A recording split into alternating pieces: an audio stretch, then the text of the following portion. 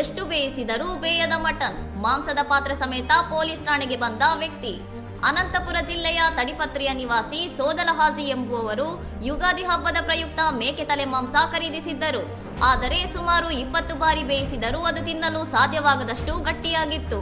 ಇದರಿಂದ ಬೇಸತ್ತ ಸೋದಲಹಾಜಿ ಬೇಯದ ಮಾಂಸವಿದ್ದ ಮಣ್ಣಿನ ಪಾತ್ರೆಯನ್ನೇ ಹಿಡಿದುಕೊಂಡು ನೇರವಾಗಿ ಪೊಲೀಸ್ ಠಾಣೆಗೆ ಹೋಗಿ ಮಾಂಸ ಮಾರಾಟಗಾರನ ವಿರುದ್ಧ ದೂರು ನೀಡಿದ್ದಾರೆ. ಈ ವಿಚಿತ್ರ ದೂರು ನೋಡಿ ಮೊದಲು ಬೆಚ್ಚಿಬಿದ್ದ ಸರ್ಕಲ್ ಇನ್ಸ್ಪೆಕ್ಟರ್ ಆನಂದರಾವ್ ನಂತರ ಪ್ರಕರಣವನ್ನು ಗಂಭೀರವಾಗಿ ಪರಿಗಣಿಸಿ ಮಾಂಸ ಮಾರಾಟಗಾರನನ್ನು ಠಾಣೆಗೆ ಕರೆಸಿದ್ದಾರೆ. ಪೊಲೀಸರ ಮಧ್ಯಸ್ಥಿಕೆಯಲ್ಲಿ ನಡೆದ ಮಾತುಕತೆಯ ನಂತರ ಹಳೆಯ ಮಾಂಸದ ಬದಲಿಗೆ ತಾಜಾ ಮಾಂಸವನ್ನು ನೀಡಲು ಮಾರಾಟಗಾರ ಒಪ್ಪಿಕೊಂಡಿದ್ದರಿಂದ ಸಮಸ್ಯೆ ಸ್ಥಳದಲ್ಲೇ ಬಗೆಹರಿದಿದೆ. ಮೇಕೆ ಅಥವಾ ಕುರಿ ಅತಿಯಾಗಿ ವಯಸ್ಸಾಗಿದ್ದರೆ ಮಾಂಸ ಬೇಯುವುದು ಕಷ್ಟ ಎಂಬುದು ಸಾಮಾನ್ಯ ಸಂಗತಿಯಾದರೂ ಈ ರೀತಿ ಹಠ ಹಿಡಿದು ನ್ಯಾಯ ಪಡೆದ ವ್ಯಕ್ತಿಯ ಸಾಹಸ ಈಗ ಸಾಮಾಜಿಕ ಜಾಲತಾಣಗಳಲ್ಲಿ ಭಾರಿ ಚರ್ಚೆಗೆ ಕಾರಣವಾಗಿದೆ. ಇನ್ನಷ್ಟು ಸುದ್ದಿಗಳಿಗಾಗಿ ನೋಡ್ತಾ ಇರಿ ಸೌರಂ ಟಿವಿ.